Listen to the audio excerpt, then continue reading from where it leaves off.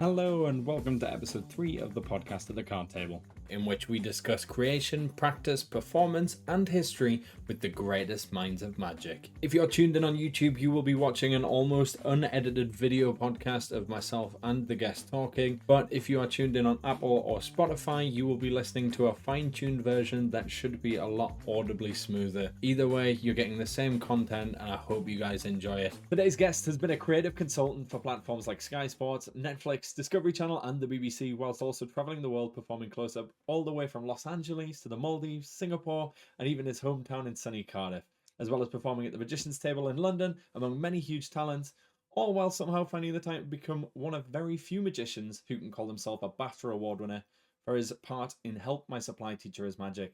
It is, of course, the incredible James Wendt. How are we doing today, James? You are? That's a very lovely introduction. Thank you very much. Whew.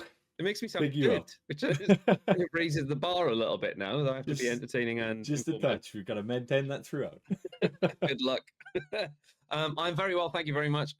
Thank you for having me on what I believe is episode 3 of this one. It is a very, very young podcast. I'm very flattered to be asked. Trying to make waves in the magic community, hopefully. Nice. Well, I'm fully supporting. The best way to get to know you is through our series of quickfire questions. This is sort of my way of trying to get to know the guests as quick as possible for anybody that doesn't know you. So our first quickfire question is, what is your favorite sleight? I know you're very much a sleight of hand guy, very much a card guy, but this could be something that's not necessarily card related. If you do other stuff, coins, things like that, it can also be one of those sleights as well. But I can imagine, knowing you, that this is probably going to be cards. Yeah, it's a pass. I just love the pass. It was one of the things that I heard about when I just got into magic. I didn't quite know what it was or how it worked. But I heard that Jerry Sadowitz had a really good pass. So I figured if Jerry Sadowitz had a really good pass, then I should probably work on the pass. So yeah, I've kind of been obsessed with it since I started almost 20 years ago. I think this year I started. Yeah, just love it. And all its variants. Is there a pass in particular that is your go-to? Or are you very much a classic man? I am very much a classic man. If I'm performing, it's 9 times out of 10 it's a classic pass. However, I also love the spread pass, which I started working on because when I was working on Supply Teacher, I'd be back and forth Cardiff and London on the train all the time. And inevitably, I would start talking to the person sat next to me. And I figured that if I was performing on the spread pass was pretty much angle proof from their angle. So I got a pretty nifty spread pass. And the other one that nobody uses is the circle shift, which is a Larry Jennings thing. Nobody does it. But it's a good one. Also the Sprong pass, which is in Ultimate Card Secrets, the Vernon book. Nobody does that, but that's a great one too. I am going to have so many things to learn throughout these podcast episodes. The amount of people that have been like, you should read this book and you should learn this. And I'm my goodness, there you go. A long list. There's a lot of very much an extensive library back there. Yeah. That's 20 years worth of collecting those. I need to catch up, man. I've very recently started really delving into books because I'm a very visual learner. Yeah. I tend to find videos sort of ease my brain a little bit better when I'm coming to learning like technical sleights, but the amount of gold in books is just... I remember Mark Elsden was doing a lecture and somebody said that exact same thing. They said they're a visual learner and they prefer video. And he was like, what's more visual than a book? Because it's true. You got to look at the fucking thing. It's Plus, not wrong. We're kind of going off the rails already, but books are better. They just are better because, in my opinion, you have to, when you're learning a sleight or a routine from a book, you have to process it and imagine how you would look doing it, which you don't get on a video. Like everybody just copycats. And I'm saying that myself included. If I see somebody do a move a certain way on a video, then that's how I will adopt that move. I remember Richard Turner saying when he first started learning, he was described the perfect method of the move, obviously because Richard Turner is blind, he couldn't see the moves. So he was described the most perfect method, whether it was technically, physically possible.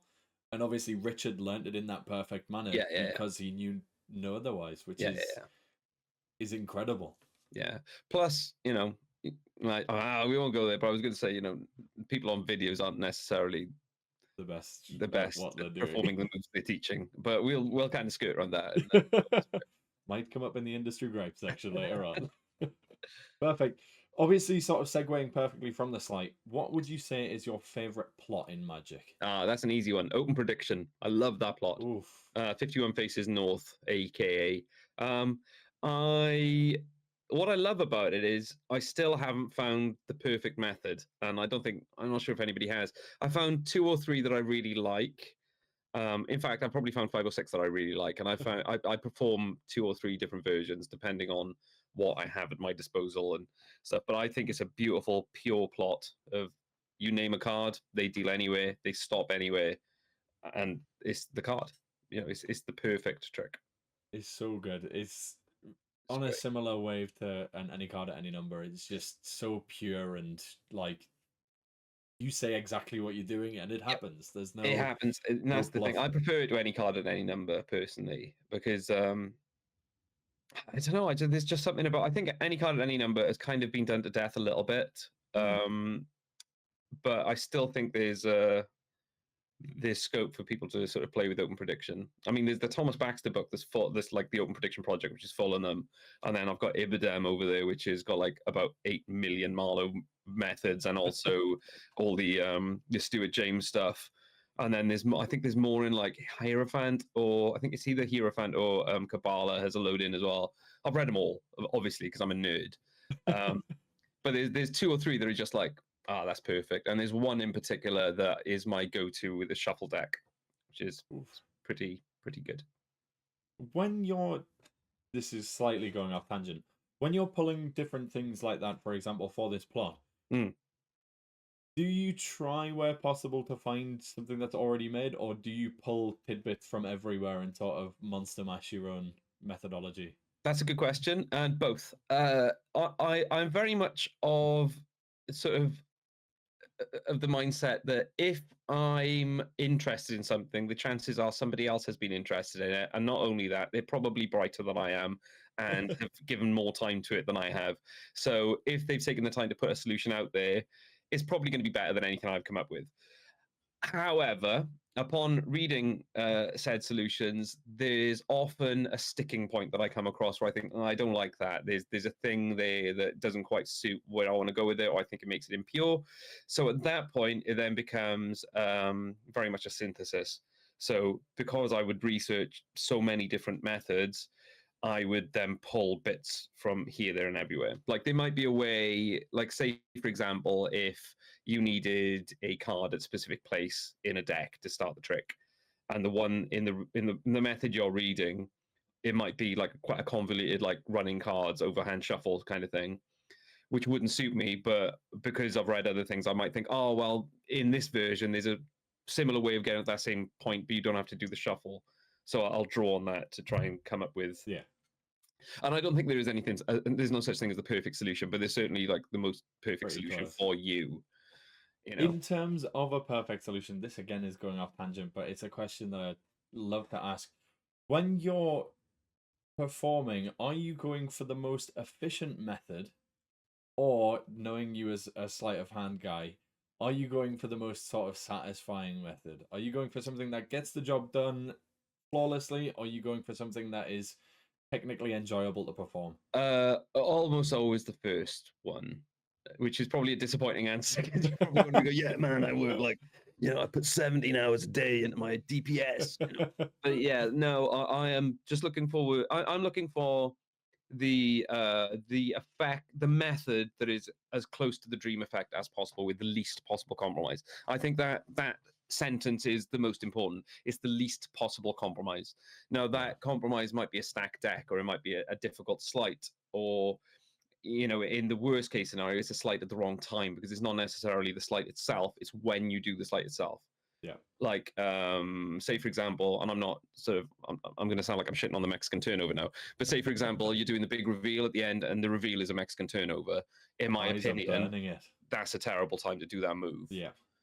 Because everybody's attention is on the thing you're about to reveal, and you have to do a sleight at that point. Whereas if you can do that ahead of time, then that's a completely different thing. And if the sleight in question is a Mexican turnover, there's great. Then obviously use that, but it's the timing rather than the actual sleight itself. Yeah. I think that answers your question. I think. That answers it perfectly. Yay. Next question is probably going to be a little bit more difficult with quite the extensive library behind you. But if I was to ask you to name your favorite book, I'm going to say books Books. because it's going to be the case for every guest. All right. Nobody has one specific favorite book. A lot of people have one that slightly edges, but if you had to name like maybe three. All right. So if I had to go book, just one book, I would say Card Zones by Jerry Sadowitz and Peter Duffy. Okay. Because it was the first proper sleight of hand book I had all those years ago, and it was quite a book to start with. It was way more advanced than I was capable of. But I am, and I always have been a huge Sadowitz fan. So I wanted that book first, and it was like the only Sadowitz thing I could get my hands on at the time. So I got that. Plus, and follow-up reason for that is all the stuff in there is very sleight of hand. Yeah. It's all mechanical. There's very little in the way of sort of self-working tricks in that book. So it's all sort of quite meaty. But the other thing, so it developed my technique in that way. It also made me go and research methods and techniques I didn't know. And this was like pre-YouTube and the way things are now. So I remember I read in one of the tricks, there was a need for a Neil Elias multiple shift. And I didn't know what that was. I just read it, it's just literally words on a page. So I had to go and get other books or other DVDs or other things to teach me the moves that would enable me to do the tricks. So my vocabulary of sleights grew very quickly as a result of that book. And plus, and more importantly, it made me aware of people like Roy Walton and Di Vernon, Ed Marlowe, Larry Jennings, all the people who get name checked through the book. And it's very much a case of, oh, well, if I like this, then the chances are I'm going to like that, which is a similar thing in music, really. I remember I read going off kilter a little bit. But I read an interview with Jimmy Page when I was a teenager. Jimmy Page, guitarist from Led Zeppelin. If you're not aware of people listening, aren't aware, he's like a hero of mine. And he said, and I quote, "It's a stupid generation that doesn't know his fathers. In as much as if you're just looking at the thing that's in front of you without any knowledge of where it came from, then you're not really understanding it in the way that you should, right?" So it's kind of, I took that forward with music. I remember it was a light bulb went off when I was a teenage guitar player, and it's something that I carried through to Magic. So if I'm learning something, I very much want to learn what the lineage is, not to be a Magic snob and sit there and go, oh well, on page 69 of blah blah blah blah blah, blah, blah, blah. It's more so I can get it. I understand why. Like if you read Card Zones and then you read the Roy Walton books, you can see why Card Zones exists, because there's a lot of the same sort of structure and creation that Roy Walton sort of approached his tricks with, and obviously Roy Walton being a huge influence on both. You also get to see the sort of changes that have been made throughout the ages as well. Sometimes for the better, sometimes less so. Well, that's the thing. Is it Al Baker, that quote that many a good trick has been ruined by improvements? That's another thing. But then that's kind of part and parcel of having a big library, is like you can often see at which point it goes off kilter a little bit. So you can see this great improvements, and then one guy publishes this thing that's just like shit because he's completely missed the point. But so yes, Card Zones. Oh, and as a caveat, if you were going to be kind and allow me to choose like a few books of a series, I would say Apocalypse magazine. So I've got the collected Apocalypse up there, which are quite rare now. You can't get them as much. But there's lifetimes worth of material in those books. Each one of them is like that thick. And amazing. And obviously all the best thinkers of the time, going from, I think it was it the 70s into the 90s, I think Apocalypse ran from until, but it was a great manuscript. Before I was born, but no of them. Before I was born. Sorry. Oh, there we go. I was going to say, sorry to make you feel old. But... no. So I'm an 80s kid, so there we go. Before I was born. This question is a strange one in that, just ask it outright as it is. What is your favorite performance that you've ever seen somebody do? Whether this be a big stage performance, it could be a close-up thing, it could be something that you saw in a back room of a pub. Like, this could be anything. It doesn't have to be... I've got answers for all of them, but the one that stands out, which was a real sort of game changer, was the first time I ever saw Penn and Teller. And Teller did, I think he calls it Silverfish, which is his Miser's Dream with the goldfish. Stunning. I was just, I just like, people say, oh, I saw this trick and I couldn't sleep. I couldn't sleep. Like, it was in London, and it was at the Apollo. How long ago? It was before I was married, so that's 12 years. It was like, say, 15 years ago or something like that. And I was kind of sat there in the audience like a bit of a, like a magic dick, like sat there going, I know all these methods, because I was young and stupid. Yeah. And they started Silverfish, and I remember in my head thinking, oh, that's very clever how he's done that. He does that. That's very good. It's very good. And then the fish appear. It's just like, just a slap in the face. Oh, I don't know what's real anymore. What the fuck was that? And I literally thought about it. The entire show was absolutely perfect. Yeah. But I thought about that trick all the way home back up the M4 to South Wales, and that's all I could think about for days. Was just, well, I had no idea how it worked, and more than anything, it was a lesson in like, don't be a twat. Yeah. Don't be sat there thinking you know everything because you don't, Welsh boy. Yeah. So obviously, Derren's got to rank up sort of massively on the list because he's a huge influence. And once I got to spend like some time one-on-one with Danny Daughters, this is years ago, and it was before Utopia came out. He was at the session, and I picked him up from the airport, weirdly. So it was just me and him. And then he disappeared for a bit, and we hung out. I say we hung out, like we had dinner later that evening, just in the hotel. And he absolutely pistol whipped me for about an hour and a half with just like brain destroying card trick after brain destroying card trick. The Spanish guys are on a whole new level nowadays. It's insane, absurd, insane. Danny's my favorite. I love Danny. Danny's I love them all, but Danny is just like. I got to lecture with Miguel Angel Gia in Belgium. Which I was kind of starstruck because I was such a huge fan of his, and we've both been booked for this magic convention out there, and that was really cool because we did the magic convention in the day, and then we just went to this bar and got drunk till about 2 o'clock in the morning. Just this tiny little bar on this like beautiful sort of side street in Belgium. It was just like perfect, and we just he was showing me all this crazy stuff, and I was showing him some bits and bobs. Which obviously wasn't in the same league, but yeah, we had a really lovely night, and it was just one of those, they say you shouldn't meet your heroes. It was one of those where it was really lovely. He was just everything you'd want it to be. He's such a nice guy and a phenomenal magician. I think that's one of the great things about the magic community is it's so tight knit and so small in the grand scheme of things. Yeah, man. That you can brush shoulders with the greats, and you can sit and just jam at the likes of Blackpool and the session. And everybody's so incredibly friendly and so willing to share. And accessible knowledge. Yeah, everybody's 100%. Accessible. Like in music, say for example, say if your favorite guitar player is like, I don't know, say it was Eddie Van Halen. Obviously, Eddie Van Halen's dead now. But going back a few years ago, like there's no way on earth you can get to Eddie Van Halen and sit down with him and talk about guitars. There's just no way. But in magic, there's conventions all over the place. You can just go and say hello to people. Yeah, and people are willing to share their time. Which time is the most valuable asset that anybody has. So. For somebody to sit and give you that time means the world. It's beautiful. Yeah, it's a wonderful thing. If you're deserving of the time, because there are people who don't quite understand social etiquette and can't approach it in the right way, but that's a separate topic altogether. I am scared for the magic industry gripe part of this. Could be an extensive list. I'm going to try and not be controversial, but God. We shall see. It is actually the next part of the quickfire questions. So, if we had to narrow it down to one, maybe two magic industry gripes, whether this be something that you think is overdone or something that you don't believe should be in the community, doesn't deserve to be in the magic community, is there anything in the magic industry that you think do one? Before that, I just clicked my fingers. It was very satisfying, so I'm hoping my microphone picked it up because that was a very satisfying click then. It did.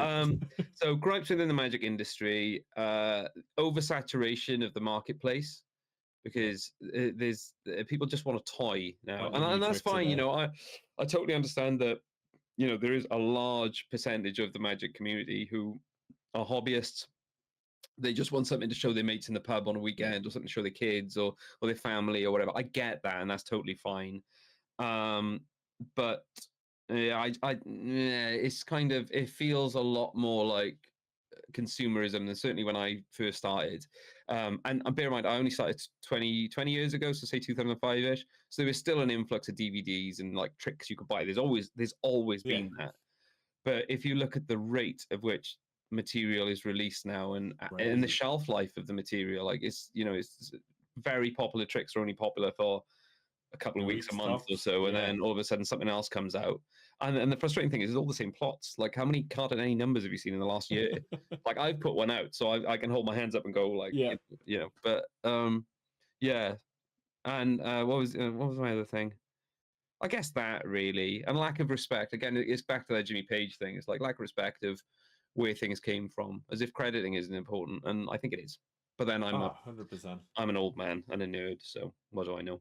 Yeah, we had this discussion last episode with Mark James about crediting, in that obviously if you're not progressing what you're doing, then it's almost just sort of stealing at that point. But if you're progressing it and you are crediting appropriately, then well, it's just nice, isn't it?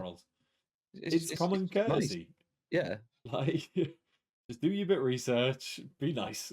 I think there's a lot of weight to put on it with people like fighting the cause for it and people like saying it's not important, but like I just think it's common sense, isn't it? You just go like, I really like this thing. Who came up with it? Oh, John Bannon. Oh, he's a good guy. Well done. Thanks, John Bannon. Yeah. It doesn't take much. That's literally the be all and end all of it. You don't have to go, oh, actually, this move that I'm performing here was on page 102 of Smoke and Mirrors. And like, I mean, that's another level. And if you're like releasing your own stuff, then it kind of has to be that level. But if you're just hanging out with the guys, even to that extent, though, Dennis Beer has the Conjuring Archive, where you can literally find everything to the page number. That is it's just the greatest contribution to Magic I think anybody's ever done. It's sensational. Like, how incredible is that? And how much time has he put into it? Yeah, Dennis obviously works with a multitude of other people who are also putting stuff in there. But my goodness, to keep that updated with all the new books and so many years now, like it's incredible. I can't even imagine how many different books and references are on there. Yeah, but it's like, again, going back to the Magic Library thing, it's like I can't remember off the top of my head what's in every single one of those books. But what I can do is I can go on Conjuring Archive and go, open prediction, bang that in, and it's like, oh, cool, I can't remember what that is, and then I can go dig it out. It's an excellent sort of research. What do you call it? Thing. I can't think of the word. But yeah, I love it. It's great. Well done, Dennis. Keep it up, please. Well done. Yeah, just keep going. The next question is another one of those questions that could potentially be very open, just in the sense that obviously as a magician, with the people that you spend time with and obviously the extensive library that you have, I can imagine your influence list is humongous. Yeah. But if we had to sort of pull that into maybe sort of the 5 most influential people, who would you say? It's going on a social media profile, so we'll try and keep it at 5 so that I can put it on there. Derren Brown and Jerry Sadowitz have to be there, because they were the two that really sort of got me hooked. Like, I learned a few tricks when I was in uni, but it was like a mate showing you this thing that was kind of cool. Yeah. But I saw, obviously, Derren was doing his thing. Like, I got into it 2005, so Derren was just like on his upward trajectory at that point. And I remember seeing those early specials and just thinking he was an alien. Like, there's no other explanation for it. This guy is from another planet, and just being blown away by it. And then I just by chance got to see Jerry Sadowitz perform in London. And it was the first time I'd ever seen anybody perform technical card magic. Not that I knew what it was at the time, but it was the first time I'd seen that style. And I just absolutely fell in love with it. I was like, I want to do that. Plus, all the humor is like, I get on with all that kind of stuff. I know it's Jerry's very controversial. Humor is very controversial. Yeah, very controversial. It's also my dark twisted humor too. Yeah. So, that's a topic, and oh god, that could get me cancelled off the internet just saying I don't like stuff. But yeah, I kind of like that dark humor. And yeah, I just saw him. So those two, Derren, Jerry. I guess as far as like actual tricks are concerned, John Bannon, who I've been lucky enough to spend some time with, he's just the best and the nicest, coolest guy in the world. Danny Daughters is a huge influence, and I should also probably mention Ben Earl, who sensational. Yeah, I mean, like, when Past Midnight came out, 2007, so I'd only been in Magic like a couple of years. That was like, it's like I'd seen the Jerry stuff and that technical stuff, and I'd sat with card zones for a couple of years. Then all of a sudden, like Past Midnight came out. It's like, what the What is fuck this? is this?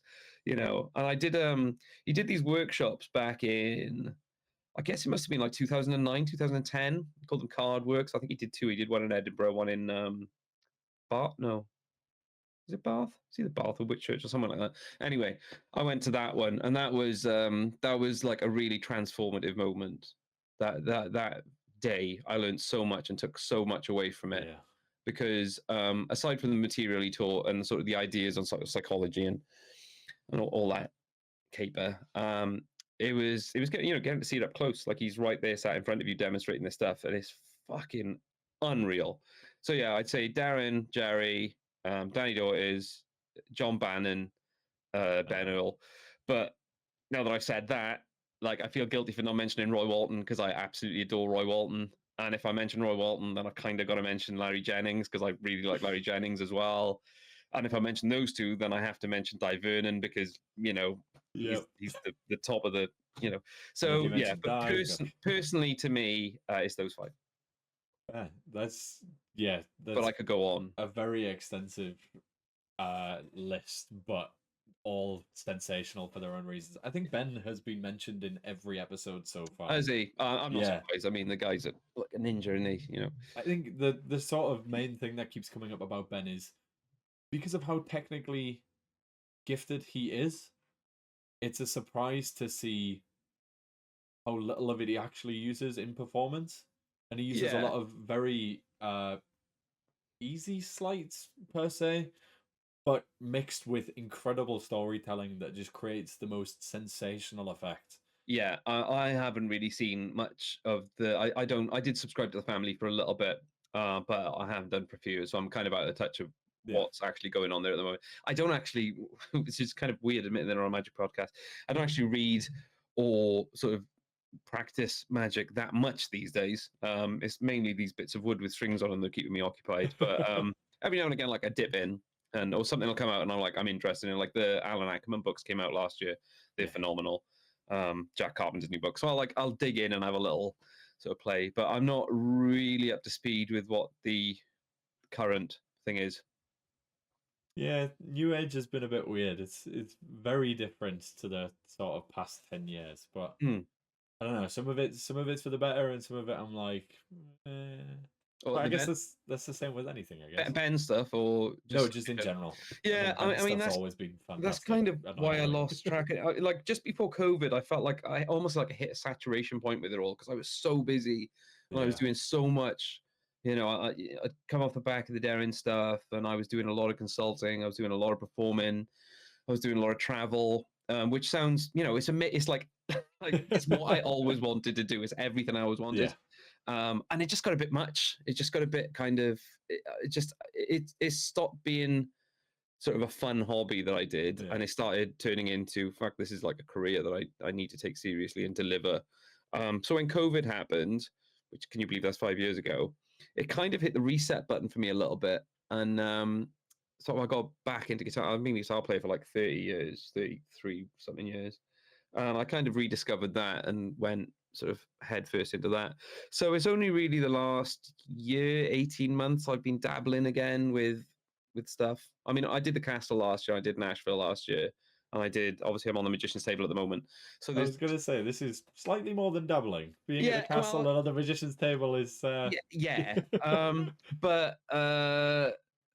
yeah, I mean, when you say it all, it sounds like a lot. But they was very specific projects I worked on, rather than just like run and gun in it all the time, which is what I used to do.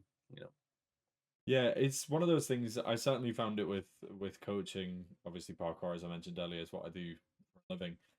As I slowly got more into coaching, I realized how much doing it as a profession sort of took away from what I actually loved about it, because it was that ability to be able to sort of dip in and out of it and mix it with other hobbies and like give it the time it needed if I wanted to. Whereas when I get to the end of a day and I've done 4 or 5 hours of coaching, I then don't want to sit and actually like continue to practice, which I can imagine is the same with 100%. getting in from a gig, doing like 6 hours on the trot, potentially, or I'd doing never work 6 hours on the trot. Jesus well, Christ, what gig is that? consultancy stuff on that end, I don't not work that hard. like actual gigging, but Yeah. consultancy stuff. But yeah, can I find it potentially with be long teaching. days. I was a music lecturer for 10 years, and it was exactly the same thing. The last thing I wanted to do when I came home from work was play guitar or practice, but like 2 hours into the major scale to see what I could dig out of it. You know, that's not what I wanted to do. But what I did want to do was sit down with a couple of beers and Jerry Sadowitz book and just like practice. And that's kind of why I got relatively good at it, is because I was putting all the time that I used to put into music into card magic. And then, as you said, it got to the point where it kind of did this. So I was doing music less and less, and I was doing magic more and more. And then it just hit that critical mass point. It was like, oh, do you know what? Like, I don't need another card in my pocket. I don't need another ambitious card move in my life right now. I think at that point I was fine with it. Yeah, it's saturation, man. It is, man, but it's good. You know, you kind of got to go there to come back. You know, like I'm very grateful after COVID to still be doing stuff. You know, it made me very, very grateful to be able to like do this nonsense for a career. Well, it's not even a career. I just managed to sort of kind of get through life, paying bills and doing stuff that other people would consider play. You know, I love it. Yeah, it's great. But as you mentioned there, it's good to sort of, I mean, burnout's never a good thing, but it allows you to know where that threshold sits. Yeah. That, you know, as you're getting closer to that, like when it comes further down the line, you go, all right, I've seen this before. I need to take a step back before I do get to that point again. I mean, I burned out. I absolutely burned out. Sort of 2000. Well, COVID 2020. As that was happening, that was like I was done. Like I just couldn't take any more. So COVID was kind of pleasant for the first few months because it took that away from me. And then obviously it was shit because that's what it was for everybody. But yeah, you know, I've got a much healthier relationship with it now. And if anything, I'm probably more aloof with it now than I've ever been. Like, I'll still take it seriously. I still think, you know, when I perform, I want it to be as good as it can possibly be. But I'm not the super intense card nerd that I was, you know, where every conversation would be, oh, that's great, but what about this? You know, somebody show you something, go, oh, that reminds me of this from this book. And like, it's almost like a weird one-upmanship you'd have to do. And it's just like kind of being a human Wikipedia. Yeah. And I was, you know, I probably was for a period. And it's not a good look, is it? Just be nice. You know, that's like the main rule of everything. Just be nice. Be nice to people. Do what you love. And plus, the other thing, as I realized, is like if you sometimes give people advice, they don't necessarily want the fucking advice in the first place. You know what I mean? Even if you see something that's not great, and you go, oh, you know, that's cool, but you maybe tried this. Chances are they don't want to know, and if they don't want to know, there's no point in fucking telling them anyway. So just shut your mouth. Often when people ask for advice, they ask for like they essentially ask you to pick them up. What they're asking for at the cusp of it. They're asking for you to go, oh, that's really good, and not give advice. But when you do give advice, they go, no, it's good. No, you're wrong. Okay. I mean, the question to ask is, what's wrong with it? That's if I just want to show somebody something, I'll just say, oh, check this out, and I'll do it. And this is the thing. Sometimes you get to the end of that, and people give you advice you don't necessarily want. It's like I didn't want that. Just like I'm just sharing something cool with you. But if I do want advice, then I'll always say, what's wrong with it? Because if you say, what did you think of that? Then the polite answer is, oh, it's really good. Yeah, I really liked it. But if you ask what's wrong with it, then that's a much more probing question. I can't remember where I read that. There was some other magician used to do that. That's another thing entirely as well, is having like a jam session or something and somebody going, oh yeah, but have you thought about doing it this way? And it's like, well, I'm doing it this way because I enjoy it being this way. So I mean, that's the thing. I mean, in a jam session, it's kind of, that is part of the course, is you sat there with a group of guys to discuss certain things. But like, if it was just me and you in a pub, I mean, oh, yeah, you gotta check this out. The chances are, knowing me, I want to fool you badly with it. that's why I would show you a trick in a pub. Unless we were talking about something, then like, say if you brought up a specific plot, then that's a different thing. Then it's like, oh, cool. Show me what you've been working on, and right, well, I remember I did this, and that's like more of a conversation then. But anyway, I can't remember why we got into that, but magicians are dicks. Most are. We're hopping back into magic industry gripes. I Yeah. feel like we're gonna Don't start me keep on falling gripes, back to man. that question. I'm on my best behavior not to have a rant, but yeah. Plus, We nobody sh- gives a fuck anyway. Nobody cares what I think. Everybody's living their own life. Everybody's doing their own Everybody's thing. worried about their own things. And Absolutely. we don't even think about what everyone else is doing, which is much to Plus, our own demise all the time. plus, if I said what I really thought, I'd get cancelled in a second. I wouldn't be welcome at any. Well, we're only on episode 3, James. So if we Oh, could God, keep this we don't going a want to little keep it. while longer, that would be Don't want that. nice. Yeah. That is the end of our quickfire section. So that means we're getting into the main crux of the questions here. So they're going to get a little bit deeper. They're going to get a little bit more wild and wonderful. But the first one's going to start off where most interviews start off, and that is your origin story. Best of my knowledge, when I did some research, you started quite late into the Magic game. You started sort of in your 20s. Yeah, I'd already had a girlfriend and everything. How many magicians can say that? Yeah, you gotta get the girlfriend first, then do the magic, not the other way around. Yes, you have to do it the other way around. You have to figure out how to talk to people first, and then learn magic, because you can enhance the initial experience. But if you learn magic first and then talk to people, you're probably a robot. Yeah, so I started very late. I still am. I'm a sound engineer. That's my other job, which again makes me really grateful for magic, because I don't do too much of one thing where I'm sort of bogged down with getting burned out with magic or getting burned down with the sound stuff. And I know like some people can be really pissy about, well, you know, if you have other income, then you're not a professional magician. You know, you're semi-professional. Whatever the fuck that means. I don't know. I do magic and I get paid for it. As far as I'm concerned, that's professional, right? That I put it through my books as tax. What's the need for labels? It's like when people are labeling themselves, I'm a comedy magician. Well, do you do comedy? Do you do magic? It doesn't make a difference. Just what you are. Just go exist. So yeah, I started because I was a professional sound engineer, doing lots of boring conference stuff, which I still do, and I love it. But this was like pre-social media, pre-smartphones, even. You know, I still had like a flip-up Sharp phone with it had a camera, but that was like about as good as it got. So what it meant is there were vast periods of time where I was stuck behind a mixing desk with nothing to do.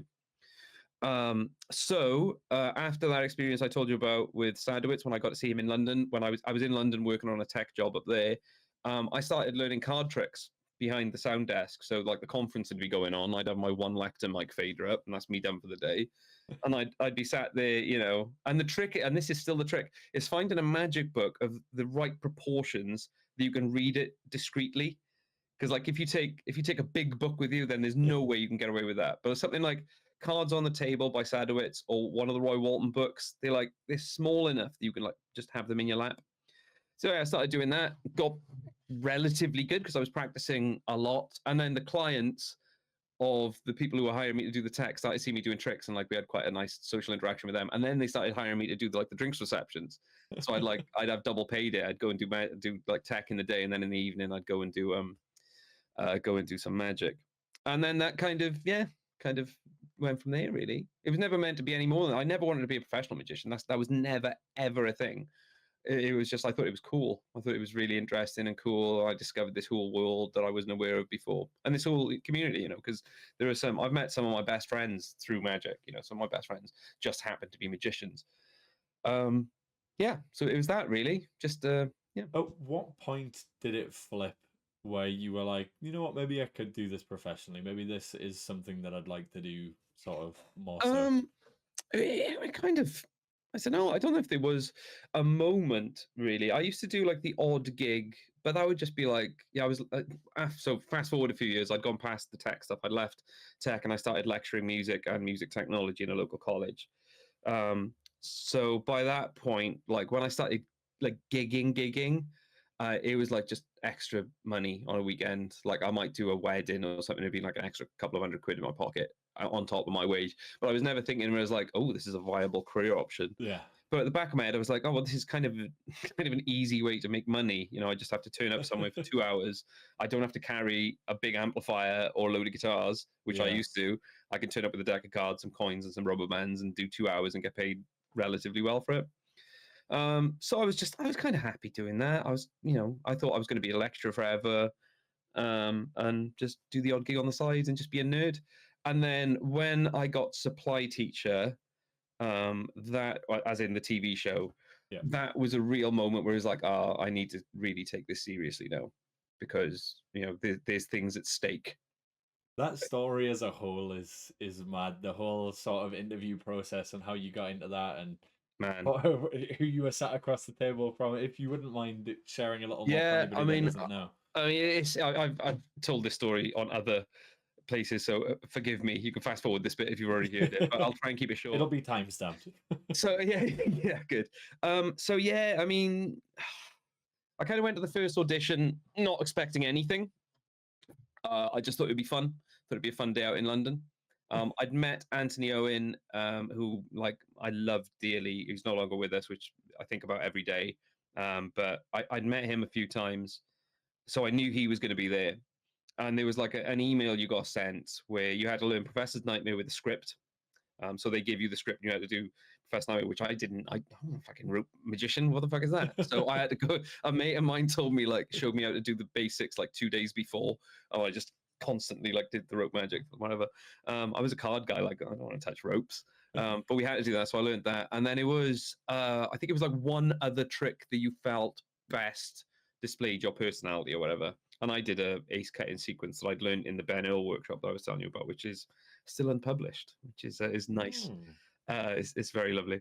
So yeah, so I went up, sat in Objective, which was the production company at the time. They had Derren Brown, they had The Real Hustle, they had Peep Show, they had The Cube. They had these huge, which are all really big TV shows in the UK, or were really big TV shows in the UK.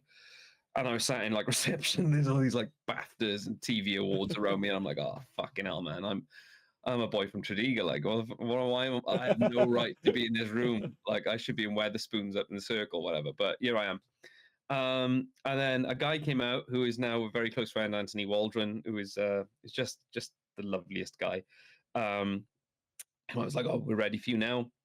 So yeah, he took me through. I was told the story exactly the same on other places, but this is what happened. So he took me through the main office, and it's a big open plan office in London. Okay, and you're looking out. It was on Westminster Bridge in County Hall, so you're looking out on Big Ben, and the eye is there, the big wheel thing is there.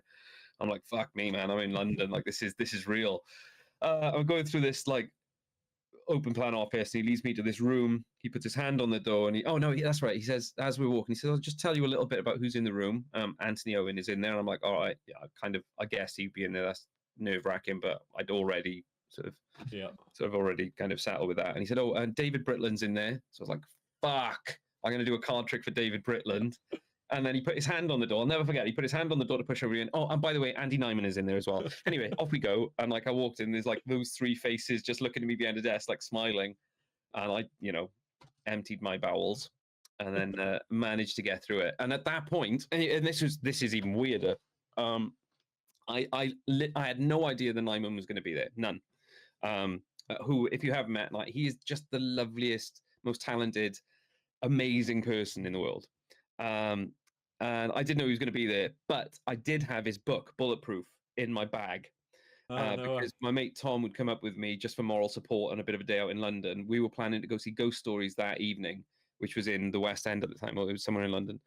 So he just wanted to have a look at the book because it just come out. It was quite expensive. And I was like, oh, I'll bring it and you can read it in the car on the way up.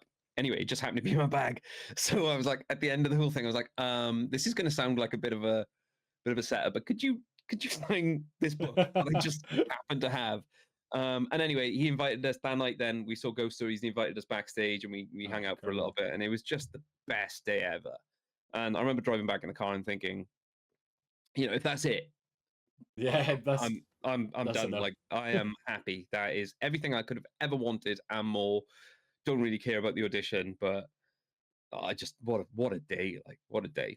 And anyway, I passed the first audition, and then I got offered a second audition, and at that point, it became I sort of that's when I switched in my head. The little switch went off. It was like, right, you got to fucking work at this. Knuckle down. Yeah. Because then I wanted it. After the first audition, I didn't mind. When I got offered the second audition, I wanted that. I wanted that position, and I worked my bollocks off. I worked really, really, really hard, and put a lot of research into sort of what the show was and the kind of tricks that I felt would give me a little edge. Yeah. Over the other people auditioning. So yeah, they became very serious. Just very briefly, we will go into sort of the consultancy side of thing, and obviously a little bit more about supply teacher in a bit. But what was your favorite trick that you did on supply teacher? What was your favorite scenario to be put in? Because I know there was a lot of undercover stuff, Yeah, there obviously, was as the loads. TV shows went through. It was so much fun. Yeah, there was a lot of crazy stuff. I remember watching it as a kid, and obviously having done some research for this, I also went back and watched some of the Nice. episodes and videos, which was a lot of fun as well. Mm. I mean, there's loads. I mean, I was so green in that first series. Myself, Catherine, and Fergus had not done anything in television before. John had obviously, John Archer had done quite a bit. So like he was, he was way above where we were. But Catherine and Fergus both had a very natural on-screen ability. I didn't. So that first series I crawled through. Like I worked so hard, and I wasn't as good as I wanted to be in any sort of any arena, but I got through it. And then the second series, I got better, and then I got very comfortable with the whole process. But to answer the question, it's difficult because there were so many different skits in so many different places. I was gonna say, you guys did what, 3 seasons, like 39 episodes? I want to say it was 3 seasons, I think, of 12 shows, and I think we were averaging about 8 or 9 magic things in every show. So it was a phenomenal amount of material. Yeah, we burned through so much material. But my favorite thing, which leads me back to a question from earlier, is my favorite thing I performed was a trick called the Educated Goldfish, which I think is David Devant. But that is the original version of the silverfish routine that Tala did. Yeah. So it was a lovely sort of full loop where I didn't know the method up until the point where I had to perform the precursor to it on TV, and that was very special because it was a favorite trick, and I felt it was very important. Plus, it was the kind of trick that nobody does. Like, when was the last time you saw someone perform that trick? Yes, I mean, it doesn't get done. So yeah, I think that was a real sort of lovely moment. That was series 1. But then, oh God, I've forgotten so much of the material we shot. We also had like the world's perfect book test, and that was always the thing with the show. Anthony Waldron, who was the guy I mentioned earlier, was a producer on the show, and myself and the rest of the team. But very much me and him were very like of the mindset where it doesn't matter that it's a kid's show. We should strive for the strongest magic possible. The fact is, for kids, like, we shouldn't dumb it down. We shouldn't be there with like sponge bunnies and do it and stuff like that. We make a really good magic show that happens to be aimed at kids. So we came up with this book test that was like the perfect book test. It was impossible. I did it as a lesson on speed reading and memory. So that was pretty perfect. And that was fun, working on methods and things that you could only really do in that environment. Like, they're not practical for real world use. But yeah.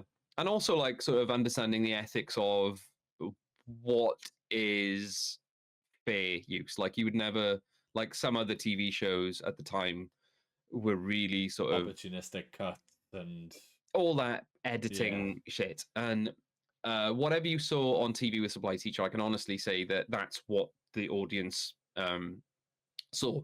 You know, there might be a little snip here and there, but it's not like you're falsifying anything. Yeah, it snips at what point they would find misdirection anyway. It's when the person that's there wouldn't be seeing what's occurring. And it's also no more editing than you would have in any other TV show, because all TV shows are edited apart from Adolescence, which is fucking phenomenal. I don't know if you've seen that yet. The one take for every single episode is that's amazing. The behind the scenes videos, for those, if anybody's not seen the series, go watch it. Insane. The behind the scenes is ridiculous. I love Stephen Graham. He's just wonderful. But so Educated Goldfish is my answer. Incredible. Yeah, it's such a wonderful trick. And as you say, you guys went through so much stuff. Loads. It perfectly segues onto the next question. Obviously, having consulted on the likes of Killer Magic and obviously Breaking Magic, and obviously starring in Supply Teacher, how does creating and performing for TV magic differ to that of the real world? And sort of, what do you have to take into account? I mean, there's the obvious things of you have to perform to a camera. It has to be able to be watched multiple times. It needs to be sort of repeatable where people aren't seeing methods. But what are you having to take into consideration that people might not necessarily normally think about? Oh, that's a brilliant question. Well done. Well done you on that Thank question. you. Well done. Take the rest It's of the day off. That's a great the question. questions are always, what am I interested in? It's not necessarily what will other people enjoy listening to. It's what am I curious about? So already what you just mentioned there in the question are some things like you have to worry about camera angles, which you don't really have to worry about when you're performing normally. Pacing as well. But what I would say is the number one thing that I took away and I think about when I'm doing either stuff for theatre or TV, which I don't do a lot of anymore. That kind of died off with COVID. I don't really do much there anymore. Not that I don't want to, it's just that kind of doesn't happen much anymore. Yeah. But you have to understand who the primary audience of the trick is. And what I mean by that is if you're filming something for the TV with somebody with you, the person who's watching the trick with you is not the primary audience. Yeah. They're the secondary audience. So you have to consider what's the best way of putting this material across for the primary audience, who is the person watching at home. Now, that might be sneaky magic method stuff. It might be the speed, it might be the routine, it might be the method, but you're always thinking, what is it that I want to put across here, and how will it translate there? You know what I mean? Yeah. I remember there's a great book by Eric Mead called Tangled Web, and which you might have. I'm sold loads. I think it's out of print now, but it's a phenomenal book. And there's this chapter in there where he's in the house of a famous author or whatever. I think he's like doing some thing there, and he stumbles upon his office. I might be retelling this slightly wrong, but anyway, he finds his office, and on his computer there's a post-it note, and on the post-it note it says, "What is the desired effect?" And I take that forward with everything, not just magic, music, everything. Like, even I'm a big cook as well. I love food. I'm always thinking, what is the end goal? Because everything else, if you can define what the end goal is, then everything else is just a series of steps that will lead you there. Get you there. Yeah. So if you're thinking of a bolognese, right? So let's take it outside of magic altogether. You're just thinking, I want to make a bolognese sauce, which I think is a bit of a cop out if you're making Italian, but most people like a bolognese. So what is the desired effect? Well, the desired effect is we have this really rich, unctuous, meaty, umami-filled sauce with a little bit of sweetness from the tomato. Yep. Yeah, and a little bit of texture, but not too much texture, because you want that kind of ragu where the meat is broken down, right? So once you establish what that is, you can then start thinking, well, if I want to achieve that, how small do I have to slice my onions? Because if I slice my onions really big and I do big chunks, then I'm going to end up with big chunks in this sauce, big floppy bits of onion. So maybe if I wanted to disintegrate into a sauce, then I should do really small bits of onion. Okay. And then if I'm going to fry the onion, what am I going to fry it with? Am I going to fry it with butter? Am I going to fry it with olive oil? Am I going to fry it with a mixture of both? Am I going to add salt? If I add salt, what would the salt do? The salt's going to take some of the moisture out. What's the temperature of the pan going to be? If I put the pan too hot, I'm going to fry the onion. I don't want to fry the onion. I want to soften the onion. So I need to think about the temperature and literally thinking about all of that stuff. Minuscule details. Yeah, because all of those tiny little bits make the desired effect. Then at the end, you can forget about all those tiny little bits and just enjoy what's hopefully a rather bloody delicious bolognese sauce. Yeah. I really want a bolognese now. Yeah. yeah. And the pasta sauces are available. It's that 1%, isn't it? It's thinking about all of those tiny little things that you can progressively make better, that in the grand scheme of things add up to the big number, the big picture. It's that Vernon thing, isn't it? He gets quoted all the time, and I don't think people really understand. There's so many fucking magic quotes that get quoted all the time, and people don't understand what they are. But they think by saying them, it makes them intelligent by proxy. And it's that thing, it's the Mike, I think it's Vernon quotes attributes to something else, but I think it's a Michelangelo quote. And it's details make for perfection, but perfection is no detail.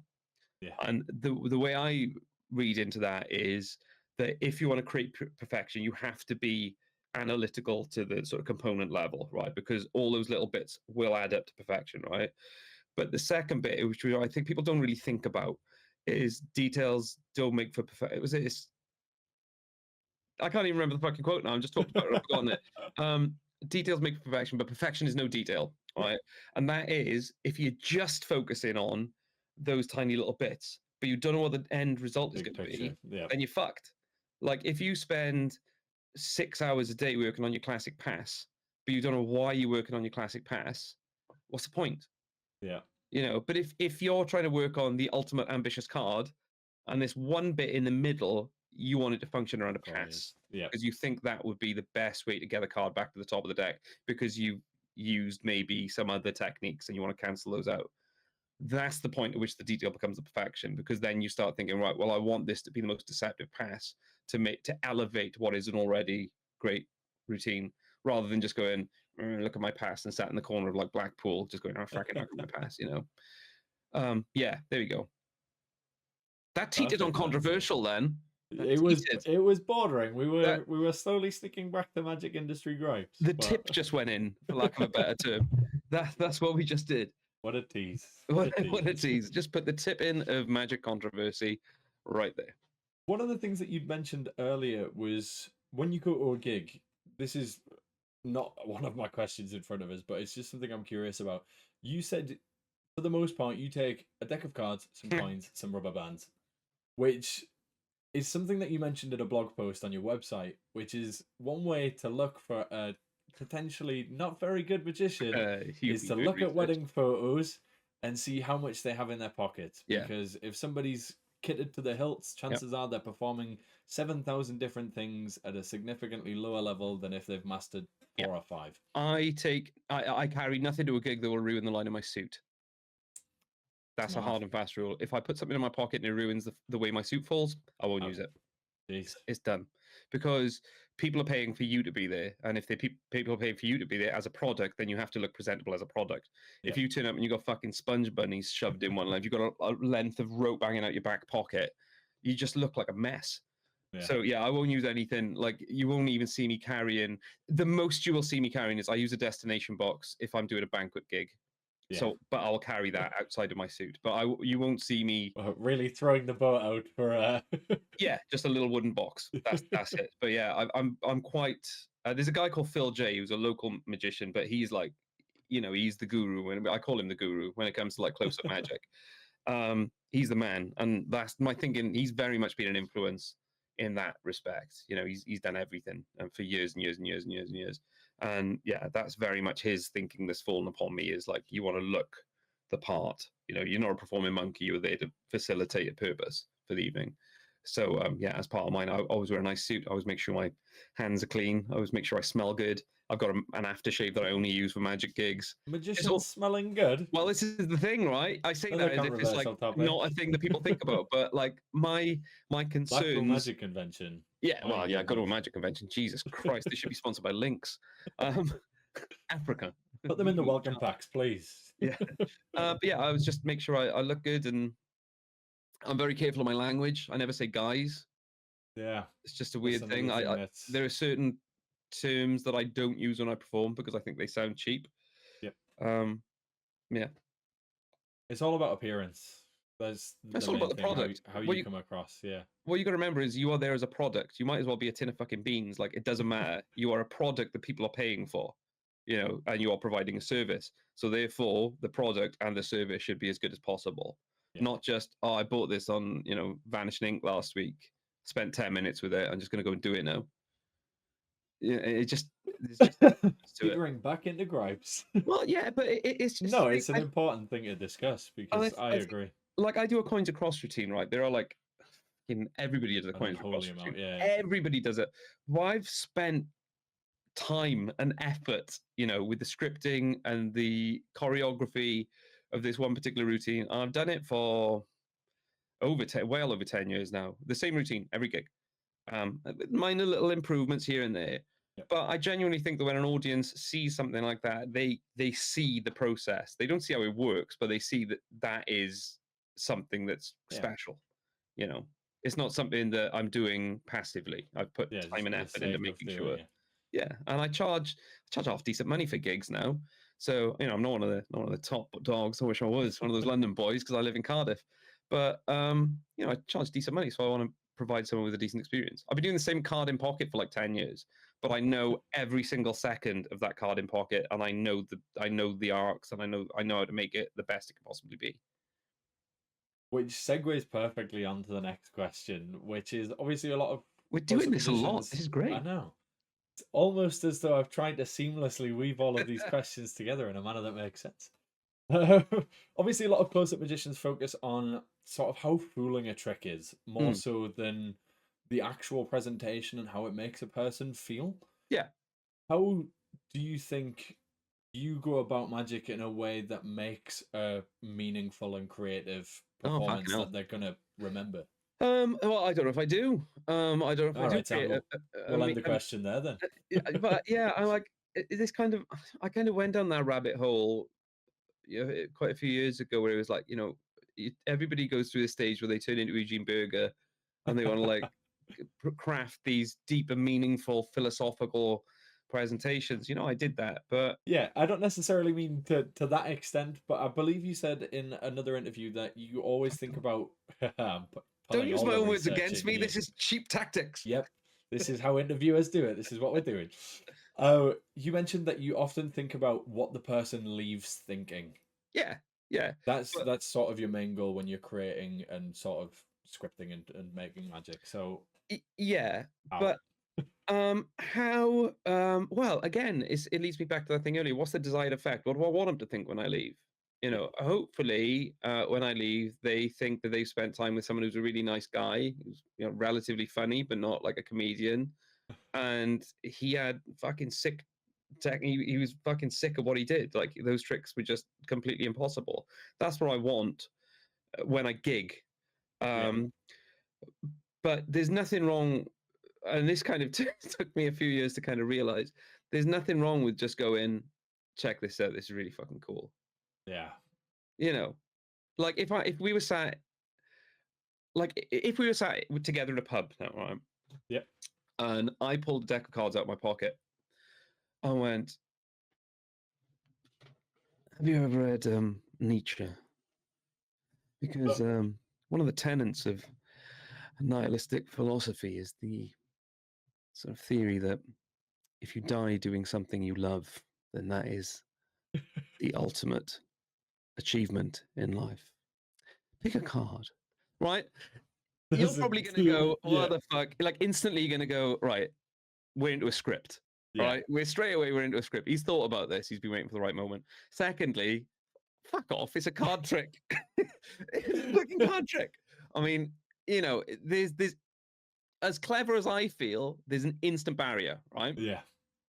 Now, if I was doing that on a TV show with that exact same script, maybe we did different. Yeah. If I was writing that for another performer, maybe that fits their character. Yeah, it's framings. Yeah, it's framings. What is the desired effect? But in the context of me and you sat in a bar, and I come up with that, you're instantly going to go, here we go. Yeah. Whereas if we were sat opposite each other bar, and I went, mate, check this out, it's really fucking cool. Shuffle these. Instantly, I'm intrigued. You're on board. You want to see where this is going.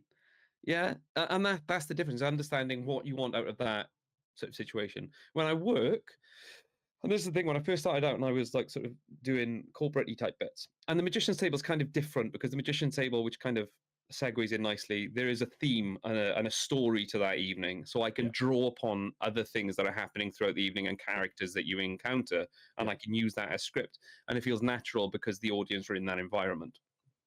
I can tell stories about, like, the entire thing is about this guy called Dieter Rotterberg who's passed away, and you're at his wake. That's the idea of the show. So I can say things like, Dieter used to tour Europe a lot with his sideshow, and one of the things he saw in Venice blew him away, and he only ever showed 3 people the method. I was one of those people. I would love to share that with you now. That works in that context because it's a fictional thing. Everybody kind of knows it's Plus, fictional. You're putting the framing in the story on somebody else. Yeah, exactly. And I can do it. Whereas if I said to you in a pub, my grandfather gave me this pocket watch. Like, you're in why the fuck are you bringing your dead grandfather's did he, though? Pocket watch? Yeah, did he probably didn't.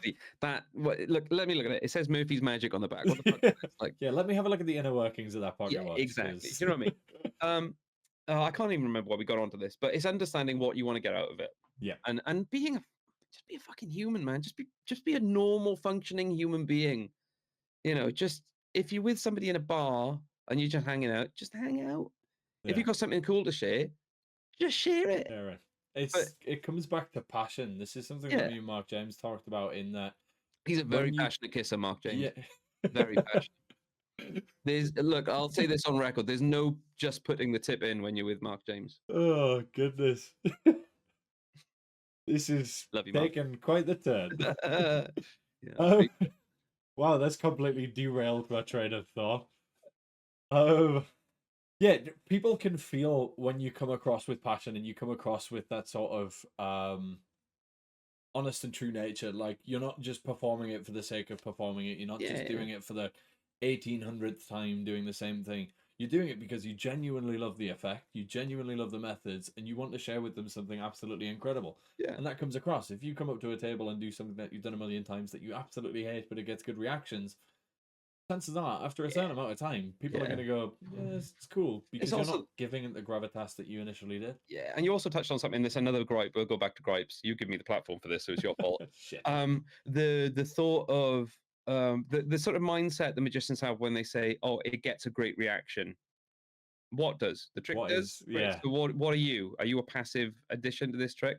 How about you go get the good reaction, and the trick is whatever the trick is. Yeah. You know, it's that kind of laziness when people go, "Oh, man, I do sponge balls, so I get great reaction when I do sponge balls." It's like nothing against sponge balls, but you need to do something to earn the great reaction rather than just relying on being a passenger of the trick. You know, the trick is there to, the tricks are there to enhance the experience that somebody has with you. They're the vehicle for the interaction. They are not the entire. That's the ghost of Di Vernon chipping in, agreeing with me right there. So this live on the internet, and the Well, good thing this goes out unedited on YouTube. There he is, good old Di Vernon. Thanks, Di. Probably avoiding parenting as usual and just kicking over lamps for magicians. That's forced a fucking career on it. There he is. Take ownership of the material you're doing rather than just watching something on YouTube and going, "Oh, that gets a good reaction for him. I'll do that." Yeah, again, it comes back to just being sort of a platform for displaying curiosity items, which again comes back to the keeping your pockets lined with absolutely everything on the market. Like, at the end of the day, if you're just showing a series of things, they're impressed by the things. They're not impressed by you doing the things. They're just impressed by what is happening in front of them, and it's not like anybody could go and do it. Like, you want to bring your own persona and style, and just like there's so many cringe things that I see, and like this is another reason I don't kind of release a lot of stuff. One, because I don't do it for money really. I don't have to. I don't have to keep coming up with tricks all the time. And secondly, if I am going to put something out, I'd want it to be good. You know, I'd want it to be worthwhile rather than just a commodity that someone's going to see on YouTube and go, "Oh, yeah, that looks good. I'll do that." Yeah. Here's my 35 quid or 50 quid or whatever. You know, and again, it comes back to shelf life. Like we mentioned, things last about 2 weeks in the magic industry now, and it's the same with. We touched upon this in another episode about lectures. Lectures now tend to be trick, because that's what people want. They want tricks, but nobody's taking those tricks and putting it into their new working set that they've been doing for 20 years. They're not taking out tried and tested material and throwing in something random and new that they've learned at a lecture. Like, no, like I did a lecture tour again pre-COVID. There was like, it was in that same year that everything was going on, and one of the things was a lecture tour. I traveled quite a bit of the country doing lectures for magic clubs, and you know, it was a really lovely experience. And you know, I loved meeting people, I loved traveling, I loved all that. But I'm very aware that there's probably nobody that's performing the stuff that I did in my lecture in their close-up set. You know, people were very complimentary. They bought the DVD, they bought the book, whatever. Meditations is great if you haven't checked that out already. Thank you very much. I make no money from meditations, regardless of what platform you buy it on. But please go check it out. There's some good material on there. But yeah, I was just like, I put quite a lot of theory into the lecture, but I hopefully did it in a way that was sort of biographical. Like I talked about sort of experiences I had when things went wrong, what I learned doing a certain thing, and in my when I was explaining the tricks, like why I made these choices. But I'm very aware that the lecture environment is fool me with something, tell me how it works, I'll buy the notes. That's how it works. That's the model, and it's great, you know. And then other people, you know, who are more, I don't know, commercially aware, I guess, than me, you know, their demos are their things are dealer dems. You know, you've got, and everything is a separate item. Look, I've fallen foul to that as well. I've seen people and go, "Fucking hell, I want everything in this lecture. I'm going to spend." I'm the same. I love it. You mentioned earlier, like new toys. Every time I go to Blackpool, I'm like, I'm not buying anything. And then, for example, Vanishing Ink had this incredible thing on their stand. I think it was last year. It was like a coin that shoots out of something. I'm Oh, not is gonna. this the glass thing? Yeah, I'm not going to specify where Did you or get what it? it comes from on a methodology front. No, but I was very Yeah, close. Just yeah. because it's a cool toy just to It is have on your cool. desk. Oh, I'd look, never use it, never perform it, but my goodness, what a cool little contraption. I'm not immune. I've got a box. I've got boxes full of shit in the attic. But that's where it is, in the attic. It's not in my set. Yeah. My entire close-up set is in a makeup case down there. Wow, Yeah. it's just like this. Oh no, it's bigger than that. Oh, But okay. I was going to say this. what I would say is the reason is this size is because I've got backups, and I can Okay. also if I find like, oh shit, I've I've got those gigs where you turn up, you've got 2 hours and there are like 30 people there. Gonna need a lot more material. Yeah, so I'm back in the case. But yeah, it's this. Hold on. So that's it. That's Jeez, that's not a big case at all, to be yeah, fair. it's modest. It's very modest, and then oh look at this, we're venturing into parts unknown, and then inside is kind of compartmentalized into bits. It's not the tidiest case, but that it. Looks a lot more organized than some of the cases I've seen for working magicians. It has to be, because otherwise, it would be a disaster. Plus, you shouldn't speak to a microphone when you go back to it. I should know that. What I try and do is after every gig, I'm quite organized that everything goes back in the right place. So I know that when I'm on my next gig, I can just pick it up and I'm confident that everything's in it. Yeah. Yeah. But yeah, I mean, even that, it's not big. And to be honest, I don't use most of that. It's just there in case. I got like color changing knives in there. I think I performed it maybe twice. I was going to say, when was the last time you did that? I've done it maybe twice this is an interlude that will kill 2 minutes between tricks. Yeah. Great trick. There was a wonderful version on Foolus recently that was sensational. It's a great trick. I learned the Jared Kopf when they came with the Dan and Dave things. But again, on that, it doesn't ruin the line of my suit. It's a small prop. There we go. Comes back to that. If I do need to use it, it'll slip nicely in a pocket somewhere, and it's not a big lumpy thing. Like I only take, I have 2 decks of cards on me in a gig. One which is my deck. Which I don't even use the case for. It's in my back pocket with no case, just so I can go straight to it and I don't have to worry about putting the case down. And then I have one gimmick deck of cards, and the gimmick deck of cards will change.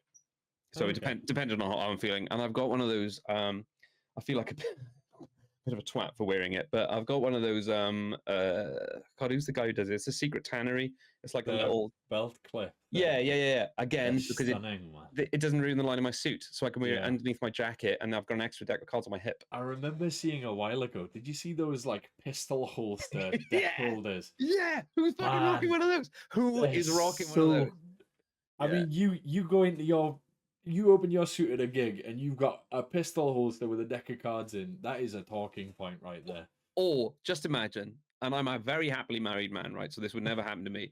But imagine you just happen to meet someone at a gig you form a connection with, right? And it gets to that stage, and you take the jacket You go back after your gig, jacket comes off. With fucking Batman's fucking jock strap around your chest with all your like fucking weird appearing flowers and shit. Like, I'm sorry, that's a deal breaker. Right there. Yeah, that's fair. But I mean, magicians are notorious for that in general anyway. So playing card ties, man, that's another gripe. Oh, unless you're using it for it. There's a very cool. Who was it that?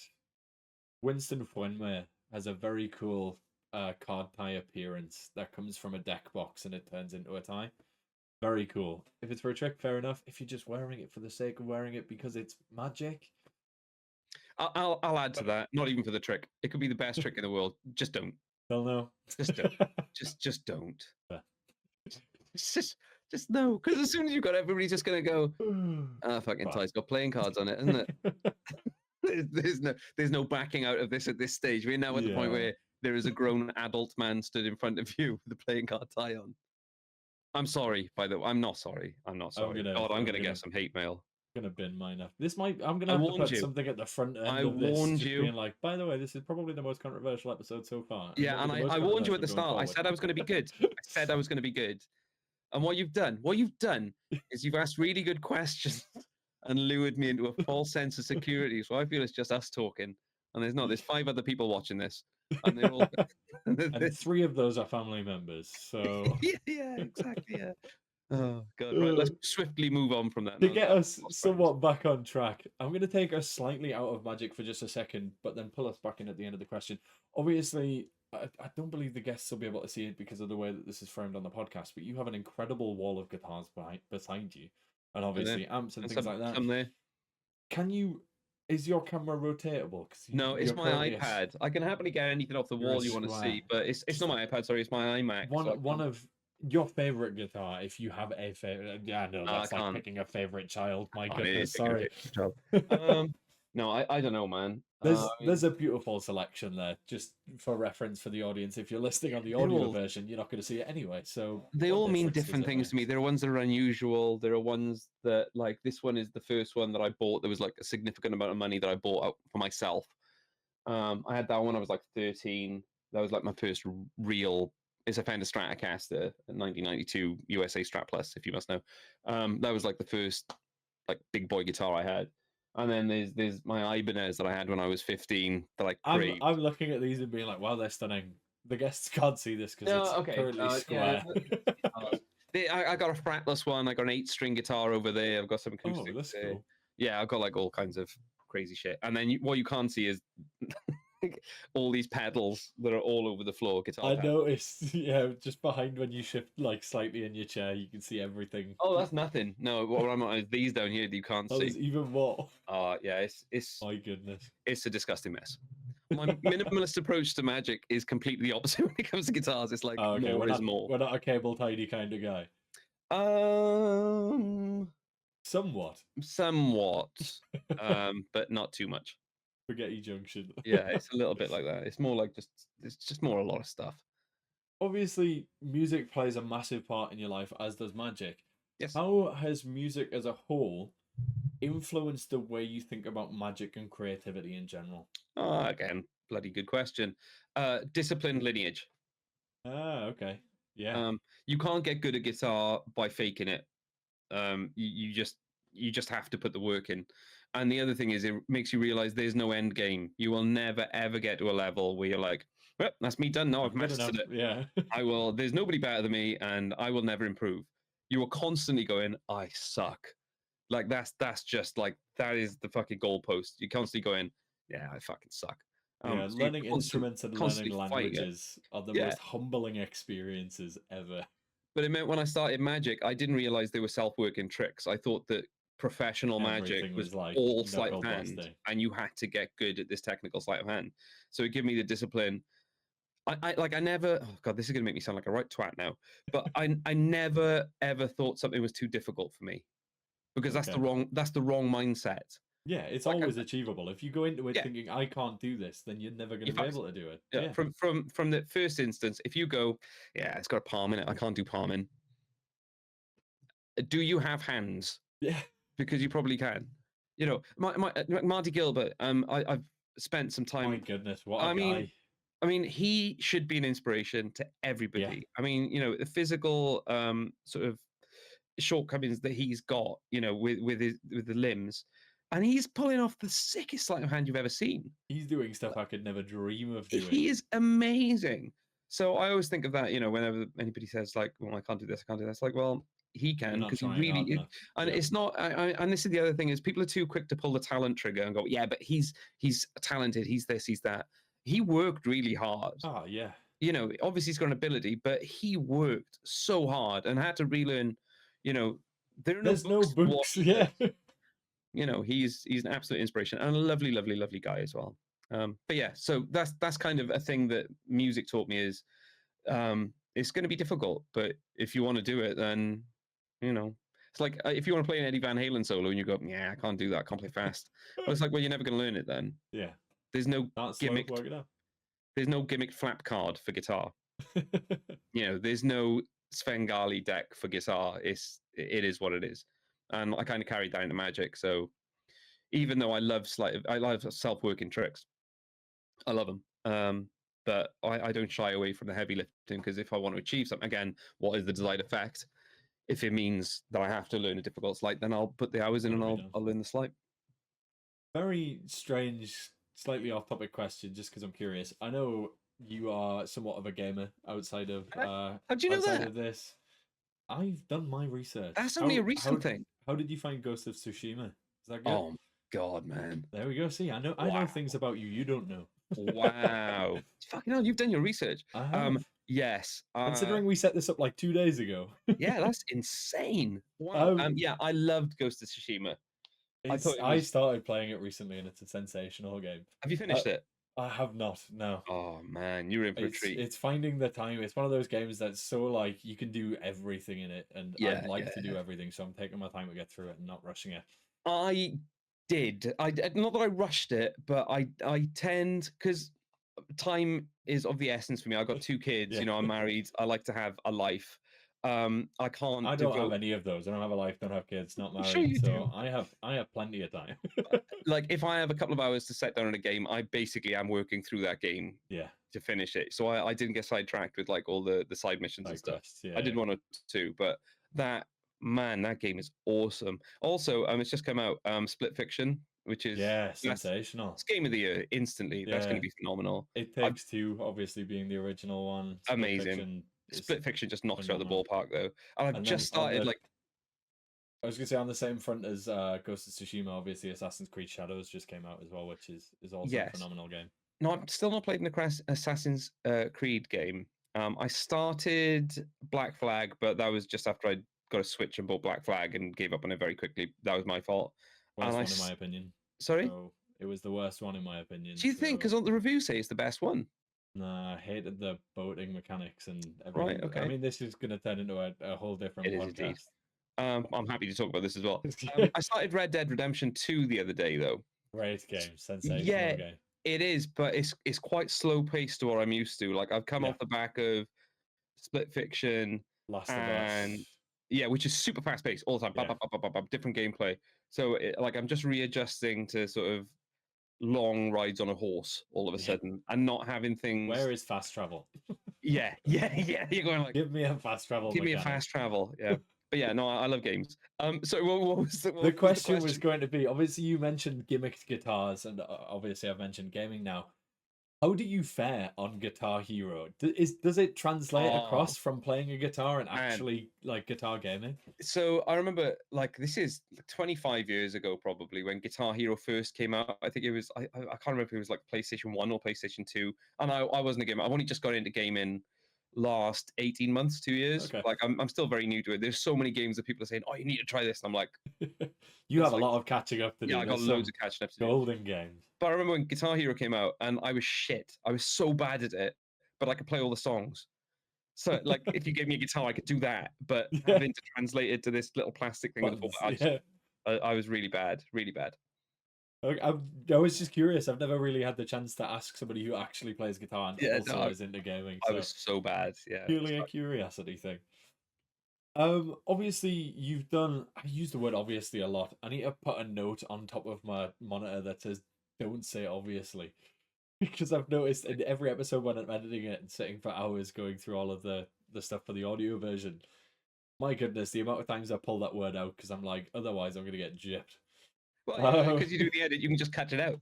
yeah, I take out. There's honestly the edits come down from like 2 hours 20 minutes to like 1 hour 50 minutes, and 20 minutes of those 30 minutes that I've cut is me going obviously or or some sort of stammer. So chances are this little rant will probably get cut as well. No, why not? Why not? You've done a lot of different consulting and various TV experiences and things like that. Are there any sort of standout moments across what you've done, whether it be working with Derren or Killer Magic or Breaking Magic or the stuff that you've done with Sky Discovery? Is there any experiences that stand out to you that you think, wow, that was incredible? Yeah, all of them. Yeah, which sounds like a Wow, what cop an out. answer. Because I learned something from all of them, or there was Yeah. a key moment in all of them. I thought, oh well, this is really special. This is something that most people don't get to do. And I'm not saying that to be like, come check me out. I'm saying Yeah. it because No, I'm no, no. very great. I'm very grateful of it. I'm very grateful that I was able to be in those situations. So yeah, I mean, obviously. See what I did there? Working with Darren There we was go. working with Darren was the pinnacle of everything Yeah. that I've done because he was one of the reasons I got into it. He was a hero and is a hero, and I love him dearly. So getting to be sort of part of that machine for a bit was just just If I'm correct insane. in thinking you worked on Secret and Miracles, is that correct? Kind of. I worked on a show called Underground, which was secret before I went to America. Yeah. But yeah. I worked on those two, and it was amazing. It was absolutely phenomenal. TV, working on a TV show, because that was such a steep learning curve. Yeah, that was amazing. It was hard. I beat myself up so much in that first series, especially because I felt so far out my depth. I was really hard on myself. And when things all kind of I found my place with it when we started filming season 2. That was like super rewarding. It was like the only way I can explain it is the film Doctor Strangelove. The Stanley Kubrick film that Peter Sellers in, and the subtitle is "How I Learned to Stop Worrying and Love the Bomb." That was what my second series of Supply Teacher was. So just stop fucking worrying about it and just do it. Just going with it. Yeah. But yeah, they were all working. Having on Discovery Channel for the Breaking Magic thing. I got to work with Nick Staniforth and Wayne Houchin, and they were both really sweet guys and really open to ideas, which they were well established and super smart. So listening to this dickhead sort of give them suggestions, that meant a lot to me, that they considered it and took on board some things that I might have said. It's great. It's all been a blast, and it's kind of one of those things now where I don't really feel the need to do anything else. Yeah. Because everything I ever wanted to... Everything you wanted to. Yeah. I never really wanted to be, famous and on telly or I mean, I'd like to be rich, everybody would, but not... Yeah. Yeah, I mean, but you know what I mean? Like, I never in my wildest dreams thought that I'd achieve an eighth of what I've ended up doing. Yeah. So at this stage in my life, I'm not chasing for it. I'm not hungry anymore. Like just after Supply Teacher, I got really hungry. I wanted to do as much as I possibly could. Whereas now I'm just very proud of what I've achieved. I'm happy for anybody else who's doing the same thing. I'm not really jealous at all. Yeah. Just go get it. It's on you. So yeah, kind of a poignant moment there in the interview. And now you've got your kids to sort of let them do their incredible stuff, and obviously helping them do the wonderful things that they want to do. Yeah, that's my life at the moment, is because I'm working away so much. I just want to be home with my kids and my wife, and just doing stuff like making a fucking bolognese, getting those onions to the right size. That gives me way more pleasure now than going and doing some like really fantastic magic thing, because it's all of that stuff. Once you've done it a little bit, you realize that it's quite shallow, really, and there's more to life than that. Just go and be a good person. I'm not saying go, donate all your earnings to charity and rediscover yourself somewhere in a jungle, but just try and be nice. Yeah. Be good. People being considerate of others and thinking about everything that everyone else is going through. It's so easy to forget. Yeah, man. Just what other people are doing. Yeah. I mean, don't get me wrong. I can still be a massive bitch. Like a huge, it's human nature, isn't it? But I'd like to think that underneath all that, hopefully, there's some remnants of a half decent human being. So yeah, well, it certainly comes across. So you're doing something right. Well, yeah, I don't know. Wait till Mark James. Until we turn off this camera. Yeah. Oh man. The right diva off camera. Yeah, absolutely. Yeah. No sparkling mineral water delivered pre-podcast. Can't believe it. Preposterous. No lilies in my dressing room. There we go. Obviously. Oh my goodness. Obviously. With your kids, are you wanting them to maybe dabble in magic, or are you letting them do their own thing and finding their own? Do whatever makes them happy. Yeah. I like my boy's just started playing drums. I say he's just started. He's been playing a year now, hence the drum kit set up over there. Like that was kind of for him, but it's a toy. Yeah, but like I would love for him to pursue that, but it's his life. He's 7, so if he chooses to put it down many times soon, then that's fine. It'll always be there for him. But I'm not going to be sort of super pushy dad going, all right, come on, we're going to do 25 minutes on paradiddles now. Come on, show me a double stroke roll and all that kind of shit. Like, it's just make it fun. And I just want them to grow up to be well-adjusted, happy humans. That's it. I don't want anything else. Good. So many people live through their children, live the life that they want man, through their kids. they're And own it's people. I mean, look, horrible to see. if he wants to learn a couple of card tricks to show some girls when he's older, then that's I'm on board with that. I can totally It's definitely facilitate. the wrong thing. If he is drumming, card tricks is not where he needs to go. That's just that little Brucey bonus when they get women. backstage, right? We won't go there, but there we go. But no, man, I just want to be happy and healthy. Just what anybody would want. If you had to give one piece of advice for everybody to take away from this podcast, other than be happy and be nice, what would that one piece of advice be from what you've learned throughout your career? It's only a on a fucking magic card front. trick. Yeah, there we go. That would be it. That's the advice. It's only a fucking card trick. That's it. Like, that's all it is. There's no, you're not saving the world with this. I'm not saying that it's not fun and enjoyable and not to be taken with some earnest, but there are more important things in life, man, which kind of sounds a bit sort of me sat on my sort of ivory throne or whatever. But, I kind of had to learn that because I used to be so snobby and I took it so seriously. I was so into it that, you take a step back from it, or you like again, I say COVID, I sort of took my foot off the accelerator. COVID, it's just a card trick. I think on that point slightly, magic does still have the potential to take people away from what they're going through, and it gives them that sort of outlet. So I think it can sometimes be more than a trick, but at the crux of it, it's not as deep or as serious as a lot of people take it. Yeah, but I think on that,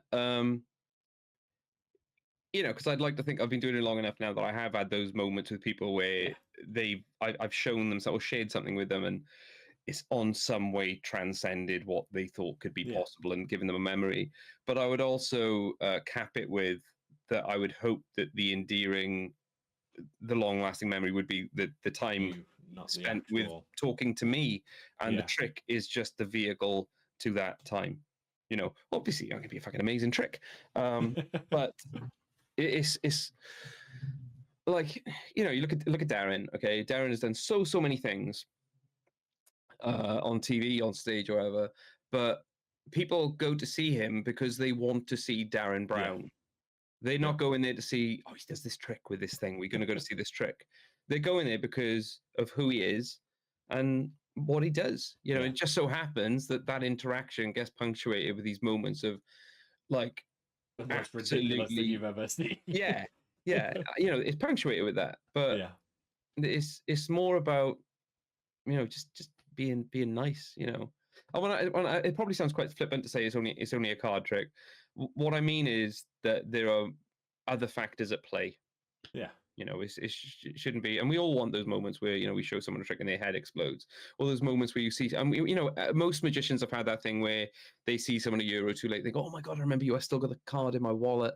There's just beautiful moments.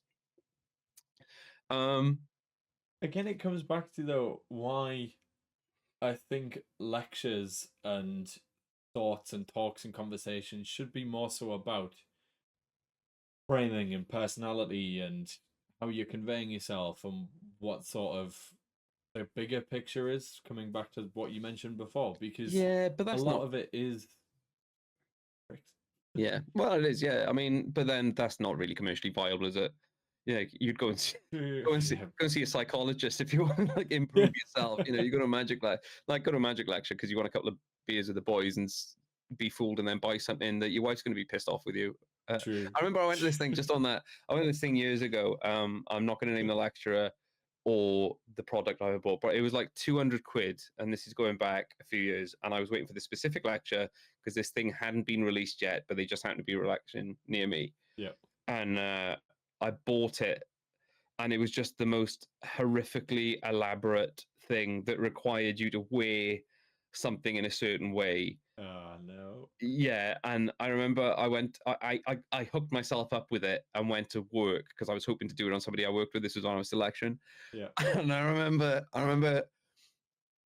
going to the loo in work, right? And while I'm standing there thinking, if I have a heart attack now and somebody comes and examines what I'm wearing, then like I don't really want It's that going to to be be my difficult to legacy. Like, explain. Yeah. did you hear about when? Like, yeah, he died in the toilet, but do you hear about the kinky setup he had on under his like, you know, you know what I mean? I don't know why I told that story, but yeah. But it was that moment it went back in the box. I never used it again. That's 200 quid wasted. Yeah. Yeah. It's The just amount of magicians that come up, obviously working at Magic Box and working the stand-up Blackpool, the amount of people that come up and they're like, "Can you just write like 30 quid or something on this so when I get home the missus doesn't kill us?" It's yeah, like yeah, 2.5 grand's worth of product. I'm like, yeah, sure, yeah. no bother. Well, luckily, I've got a very understanding wife who's actually just texting me right now as we're talking, asking me Shut if, your mouth and hurry up. yeah, why I haven't put the kids to bed and can I go and watch an episode of White Lotus? So I should probably wrap this Certainly. up We've got rather soon. 2 super quick questions and Okay. I shall let you go to your family. The last question is, what are your plans for the future? Do you have anything in the works magic-wise or anything that you'd like to share going forward? Obviously, you're working at the Magician's Table at current. Yeah, I'll just take it as it comes. I started working on a second book. So I put a book out called A Book, which I self-released, and it was just very low key. Just sold at lectures and sold it via Instagram and stuff a few years ago. And I started working on the second one of those last year, and then just kind of put it back down. So that's still going on. After Magician's Table is done, don't know. I'll just see what happens. Living Really, life, seeing I'd where like to it do the goes. castle again. And I had a great time. I performed in a place called House of Cards in Nashville last year. Big shout out to Frankie Forte. He was a really good friend of mine who hooked me up with a gig, and Joey Martinez, who's an absolute legend and runs the place. Just absolute legend. That guy's got stories. So I had a great time doing that. I'd quite like to go and do that again. But yeah, again, I just want to kind of Living life.